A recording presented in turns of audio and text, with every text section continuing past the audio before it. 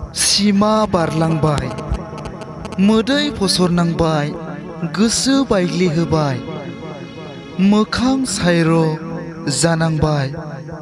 नासयजानायाबो सिमा बारलांबाय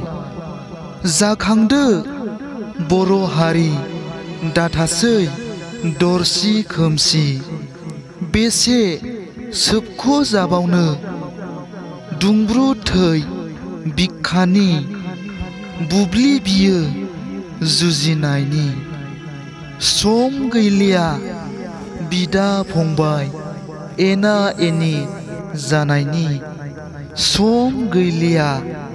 गावजों गाव सुथुर जालायना थानायनि सम बियो नखरखौ गोगोमै फोजौनायनि बुब्लि बियो हारिखौ उदांस्रि खालामनायनि बेसे सैनांबावनो बेसे इनाय खालामजाबावनो सिमा बारलांबाय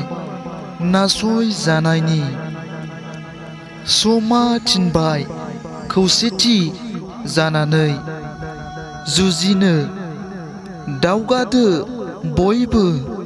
बिखायाव बोजबना गावनि आंगो बर' हारिखौ। खन्थाइ मुलुगखौ मोजां मोनग्रा आंनि आंगो लोगो नोंथांमोन, बे खन्थाइ आवरायनायनि सायाव माबाफोर गोरोन्थि नुदोंब्ला आसि दिन्थिनानै कमेन्टआव खोन्थाहर आरो मोजां मोनदोंब्ला आंनि इउटिउब चेनेलखौ साबस्क्राइब खालाम, लाइक खालाम, शेयार खालाम आरो लोगोसे साखाथिनि बेल आइकनखौबो थुनानै होनो दाबाव, जाहाथे आंनि गोदान गोदान खन्थाइ आवरायनानै आपल'ड खालामनायखौ नोंथांमोना बयनिख्रुइबो सिगां मोनहैनाय बादि।